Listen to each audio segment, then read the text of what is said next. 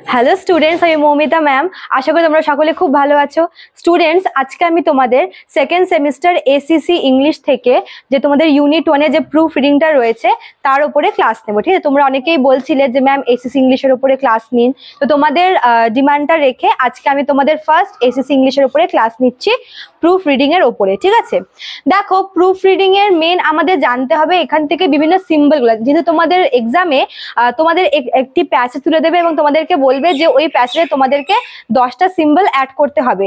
যে কারণে তোমাদের কিন্তু প্রুফ রিডিং করার জন্য এখানে যে সিম্বলগুলি ব্যবহার হয় সেই সিম্বলগুলি মানে যে সিম্বলগুলি তোমাদের ইউজ করতে হবে প্যাসেজে, সেই সিম্বলগুলো তোমাদের ভালো করে কিন্তু জানতে হবে। ঠিক আছে, তো তোমাদের অনেকগুলি সিম্বল রয়েছে, যেহেতু সবগুলি একটা ভিডিওতে কভার করা পসিবল না, সেই জন্য কিন্তু আমি তোমাদের পার্ট 1 পার্ট 2 করে করাবো। তো আজকেরটায় তোমাদের শুধুমাত্র আমি যেগুলো মেজর কয়েকটা ওগুলোই কিন্তু তোমাদের করাবো, আর নেক্সট ভিডিওতে তোমাদের বাকিগুলো আমি কভার করিয়ে দেবো। ঠিক আছে, শুরু করার আগে বলে রাখি যে আমাদের অনলাইন ক্লাস কিন্তু চলছে অ্যাজ ইউজুয়াল। তোমরা যারা আমাদের কাছে অনলাইনে পড়তে চাও তারা আমাদের হেল্পলাইন নাম্বারে যোগাযোগ করতে পারো। আমাদের হেল্পলাইন নাম্বার দেখো এখানে দেওয়া আছে কর্নারে দুটো, একটা হচ্ছে 6295916282, আর একটা হচ্ছে 7076398606। ঠিক আছে, আমাদের পুরো কোর্স ফি রয়েছে মাত্র 999 টাকায়। তোমরা কিন্তু এই ফি এর বদলে তোমরা মানে এটার বিনিময়ে তোমরা major, minor, MDC, ACC, Aisi সবটাই কিন্তু তোমরা পেয়ে যাবে শুধুমাত্র 999 টাকায়। এবং আমাদের কোর্সের ডিউরেশন হচ্ছে 6 মান্থের, 6 মাসের আমাদের কোর্স চলবে। অলরেডি কিন্তু আমাদের 4 মাস চলছে কোর্সের, আর মাত্র তোমাদের 2 মাসের মতো বাকি আছে পরীক্ষায়। তো তোমরা দেরি না করে ঝটপট আমাদের হেল্পলাইন নাম্বারে যোগাযোগ করে আমাদের সাথে অনলাইনে যুক্ত হয়ে যাও। ঠিক আছে, চলো টপিকে ফিরে আসি। যেটা শুরুতেই বললাম যে আজকের টপিক হচ্ছে তোমাদের এসিসি ইংলিশের সেকেন্ড সেমিস্টার এসিসি ইংলিশের যে ইউনিট 1টা রয়েছে, যেখানে তোমাদের প্রুফ রিডিংটা করতে হবে। ঠিক আছে, তো তোমাদের এক্সামে থাকবে হচ্ছে একটা প্রুফ রিডিং, যেখানে তোমাদের 10টা সিম্বল সেই আর কি প্যাসেজটার মধ্যে তোমাদের প্যারাগ্রাফের মধ্যে তোমাদেরকে অ্যাড করতে হবে। দেখো, প্রুফ রিডিং করার জন্য সব থেকে প্রথমে যেটা তোমাদের করতে হবে সেটা হচ্ছে যখন তোমরা হাতে কোয়েশ্চেন পেপারটা পাবে তখন তোমাদের প্রথম যেটা করণীয় সেটা হচ্ছে তোমাদের প্রথমে প্যাসেজটি ভালো করে শুরু থেকে শেষ পর্যন্ত পড়ে নিতে হবে। ঠিক আছে, যখন তোমরা শুরু থেকে শেষ অবধি পড়বে, পড়ার পরে আবার তোমরা রিভার্স থেকে আবার পড়া শুরু করবে।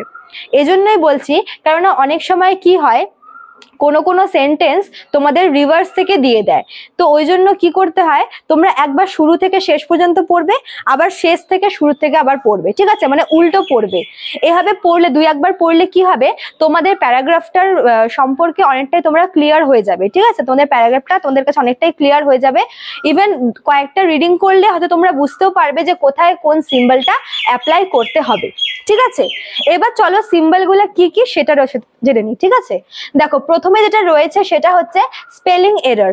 মনে করো যে ওই প্যাসেজটার মধ্যে যদি কোনো একটি বানান ভুল দেওয়া থাকে তাহলে কি করতে হবে, তাহলে যেই বানানটি ভুল রয়েছে সেই বানানটিতে তোমাদেরকে এইভাবে সার্কেল করে দিতে হবে। দেখো এখানে তোমাদের আমি লিখে দিয়েছি তোমাদের সুবিধার জন্য যে আই মেড আ মিস্টেক। এখানে মেড স্পেলিংটা কিন্তু ভুল লেখা আছে, MADE হবে, কিন্তু এখানে দেওয়া আছে কি MAIDE। তো যখন তোমরা এরকম কোনো একটা আর কি বানান ভুল পাবে, কোনো একটা ওয়ার্ড যখন ভুল পাবে, তখন তোমরা সেই ভুল ওয়ার্ডটাকে এরভাবে সার্কেল করে দেবে। ঠিক আছে, এটা হচ্ছে তোমাদের স্পেলিং মিস্টেকের জন্য তোমাদের এটা করতে হবে। বুঝতে পারলে, স্পেলিং মিস্টেক হলে তোমাদের এই সিম্বলটা ইউজ করতে হবে।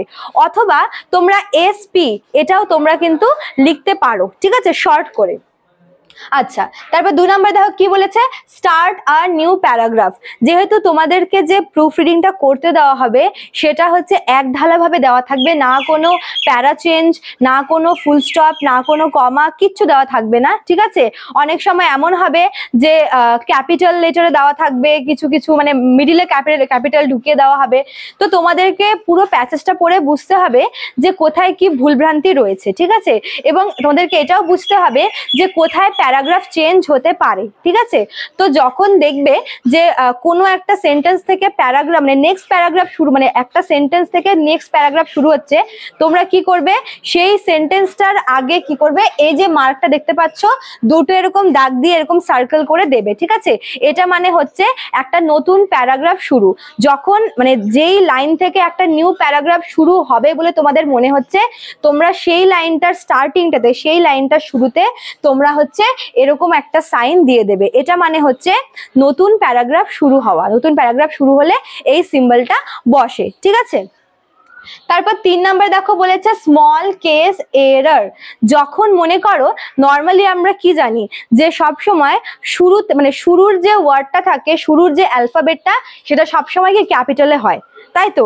কিন্তু যদি মাঝের কোনো একটা ওয়ার্ড যেটা স্পেসিফিক না হয়েও, নর্মালি আমরা জানি কি যে কোনো একটা স্পেসিফিক ওয়ার্ড সেটা মিডিলে বসলেও সেটার স্টার্টিংটা কি ক্যাপিটাল লেটার দিয়ে হয়, কিন্তু যদি এমন কোনো শব্দ থাকে যেটা স্পেসিফিক না হওয়া সত্ত্বেও সেটা ক্যাপিটাল লেটার দিয়ে শুরু হচ্ছে, তখন সেটাকে আমরা বলবো স্মল কেস এরর। আর এমন এরর দেখা গেলে কি করতে হবে, এমন এরর দেখা গেলে তোমাদের যেটা করতে হবে, যেই লেটারটা বা যেই অ্যালফাবেটটাতে এই এররটা হচ্ছে, যেমন দেখো এখানে লিখেছি আই ওয়েন্ট টু স্কুল, এখানে আইটা স্টার্টিং এ আছে বলে এটা ক্যাপিটালে লেখা আছে, ঠিক আছে।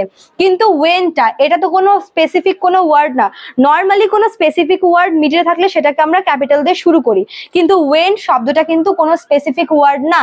কিন্তু দেখো এখানে ওয়েন কথাটা কি ডাব্লিউটা ক্যাপিটাল দিয়ে শুরু হয়েছে, যেখানে এটা স্মল দিয়ে শুরু হওয়ার কথা, স্মল ডাব্লিউ দিয়ে শুরু হওয়ার কথা।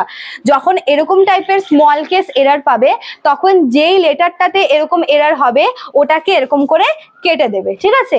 এটা হচ্ছে স্মল মানে স্মল কেস এরর। এরকম এররের ক্ষেত্রে ওই আর কি লেটারটাকে এরকম করে সাইড করে কেটে দিতে হবে, ঠিক আছে। বুঝতে পেরেছো আশা করি।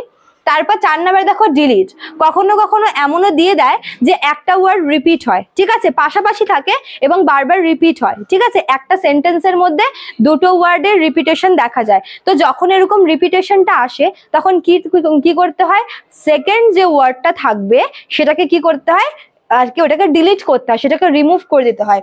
তো যখন কোনো একটা রিপিটেড ওয়ার্ডকে আমরা ডিলিট করব তখন আমরা নর্মালি এই সাইনটা ইউজ করব। দেখো এখানে দেখো লিখে দিয়েছি please please take this pen. এখানে প্লিজ কথাটা কিন্তু একবারই বসবে, যেহেতু দুবার এখানে লিখেছে তার মানে একটি ওয়ার্ডকে এখান থেকে আমাদের ডিলিট বা রিমুভ করতে হবে।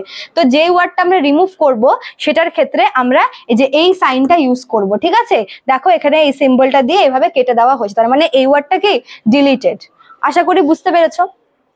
তারপর দেখো কি বলেছে ক্যাপিটালাইজেশন, ঠিক আছে। এটার ক্ষেত্রে কি এটা হচ্ছে তোমাদের শুরুতেই বললাম যে কখনো কখনো কোনো স্পেসিফিক ওয়ার্ড থাকে যেগুলো মিডিলে বসলেও কি সেগুলো কি ক্যাপিটাল লেটার দিয়ে শুরু হয়, ঠিক আছে। তো যদি এরকম টাইপের কেস হয় যে মনে করো একটা স্পেসিফিক ওয়ার্ড সেটা মিডিলে আছে কিন্তু সেটা ক্যাপিটাল দিয়ে শুরু না হওয়ার পরিবর্তে সেটা স্মল লেটার দিয়ে শুরু হচ্ছে, তখন কিন্তু এই এররটা আমরা দেখতে পাই। আর যদি এরকম এরর হয় তাহলে কিন্তু আমরা এই সাইনটা ইউজ করব, ঠিক আছে।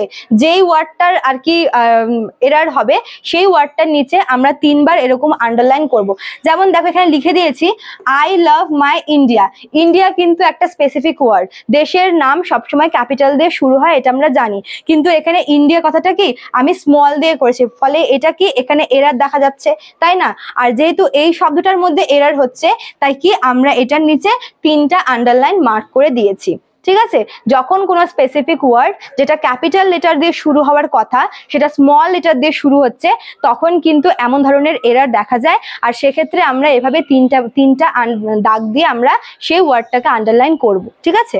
আচ্ছা তারপর দেখো কি হয়েছে অ্যাড কোটেশন। কখনো কখনো আমরা কি সেন্টেন্সের মধ্যে কোটেশন করি, বলে না কোয়েশ্চন তোমরা যে ইনভার্টেড কমার মধ্যে রাখি, তো সেই ইনভার্টেড কমাটা বা কোনো একটা স্পেসিফিক ফ্রেজকে যখন আমরা কমার ভিতরে রাখি তখন কিন্তু আমরা হচ্ছে এরকম সিম্বল ইউজ করি, তাই না। এটাকে কি বলে ইনভার্টেড কমা। তো যখন মনে করো যে কোনো একটা স্পেসিফিক ফ্রেজ দেওয়া থাকবে তো সেই ফ্রেজটাকে আমরা কোটেশনের মধ্যে রাখবো এরকম সিম্বল ইউজ করে, ঠিক আছে।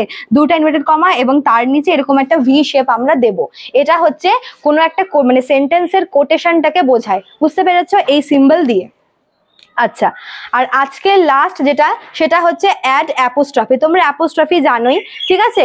তো অ্যাপোস্ট্রফি কি দুটো আলাদা আলাদা মানে ওয়ার্ডকে যখন একসাথে করা হচ্ছে এবং একটা অর্থপূর্ণ শব্দ বোঝানো হচ্ছে তখন হচ্ছে আমরা কি এই অ্যাপোস্ট্রফিটা ব্যবহার করে থাকি। ফর এক্সাম্পল আমরা ডু নট না বলে আমরা শর্ট করি কি ওটাকে ডোন্ট বলি, বা ক্যান নটকে কান্ট বলি, তাই না।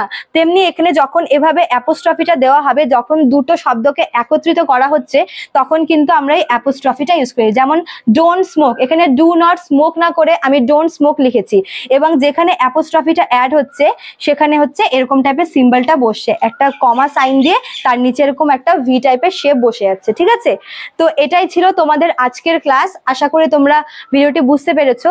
তো বাকি সিম্বলগুলো আমি তোমাদের নেক্সট ভিডিওতে কভার করাবো। আশা করি তোমাদের ভিডিওটি হেল্পফুল হবে। ভালো লাগলে তোমরা অবশ্যই লাইক, কমেন্ট, শেয়ার করবে। দেখা হচ্ছে নিউ ভিডিওতে। Thank you.